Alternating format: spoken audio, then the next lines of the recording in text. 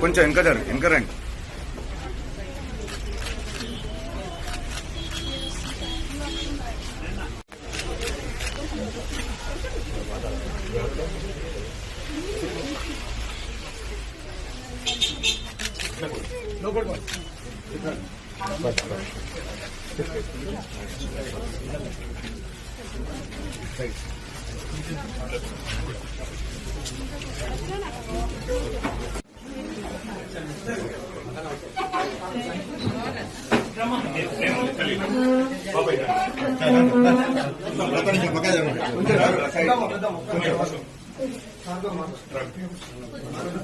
అయితే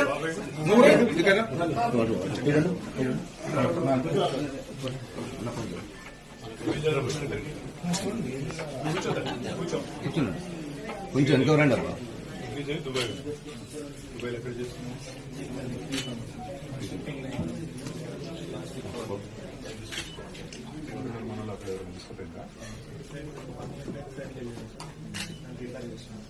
బాగానే ఉందా?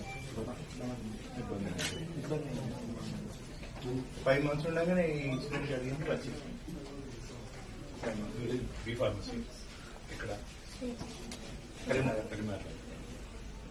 లక్ష్మణ్ గారు సార్ ఏం చెప్పిందంటే, నాకు తన చదువు అంతా నేను చూసుకుంటానని చెప్పింది. నేను ఇచ్చే మాట ఏంటంటే, నువ్వు చదువు కంప్లీట్ చేయి బీ ఫార్మసీ, నీకు మంచి ఉద్యోగం ప్రైవేట్ ఇండస్ట్రీకి ఇప్పించే బాధ్యత నాకు. ఎందుకంటే నాకు తెలిసిన ఫార్మస్యూటికల్ కంపెనీలు చాలా మంది ఉన్నారు.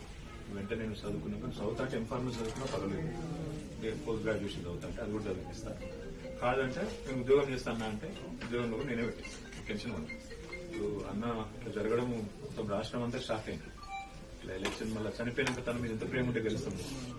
క్యాండిడేట్ రేపు లక్షలు పోసి ఖర్చు పెట్టి కింద పడి మీద పడి కాలు పట్టుకుంటే గెలుస్తాం. కానీ మరి జరుగుతుంది ఇంకా ఫోటో కట్టడం.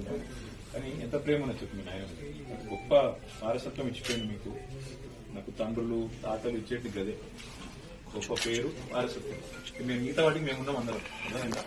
మీ చదువు, మీ ఉద్యోగం రెండు నా బాధ్యత. లక్ష్మణ నాది, మా ఇద్దరు బాధ్యత. ఎంత ఫస్ట్ ఇయర్ సెకండ్ ఇయర్ అన్న? Third year. No problem. ఒకవేళ తను ఎంఫార్మస్ చదువుతా ఉంటే లేదు బిడ్డ, లేదు అన్న నేను జాబ్ చేస్తా నాకు ఎందుకు అనుకుంటే నువ్వు జాబ్ కూడా నేను పెట్టిస్తాను. ఓకేనా? నువ్వైతే మంచిగా ఉన్నావు కదా జవహర్లాల్, ఉంటావా మళ్ళీ పోతావా? వస్తావా? అమ్మా భయపడకు, ఇద్దరు పిల్లలు నీకు. ఇద్దరు పిల్లలు మంచిగా మంచిగా మాణిక్యాలంటే పిల్లలు నీకు ఇద్దరు చదువుకుంటాను. మంచిగా కాపాడుకుందాం, మంచి ప్రశాంతంగా ఉంది. అయింది డెవలప్మెంట్ చేయాలి. నువ్వు ధైర్యం ఉంది, దానికి పిల్లల కోసం ధైర్యం ఉంది. అన్ని రకాలుగా అండగుంటాం. ఏం అవసరం ఉన్నా వీఆర్ విత్ యూ, నీతో ఉంటాం. ఓకేనా? సారు రవిశంకర్ సారు, తుప్పదండి మాజీ ఎమ్మెల్యే, ఉమక్క మన కరీంనగర్ జిల్లా పరిషత్ చైర్మన్ గారు, అరుణాచల్ సిరిసిల్ల జిల్లా పరిషత్ చైర్మన్, అందరం వచ్చి నీకు ధైర్యం చెప్పడానికి వచ్చినాం. నీకు నీ పిల్లలకు మేము ఉంటాం, నీకు భయపడదు. ఓకే?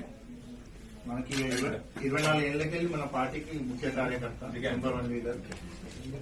ధైర్యం ఉండు, ధైర్యం ఉండు. ఎనీథింగ్ మేము ఉంటాం. ఏం అవసరం ఉన్నా సార్ ఫోన్ చేయండి డైరెక్ట్. Okay sir?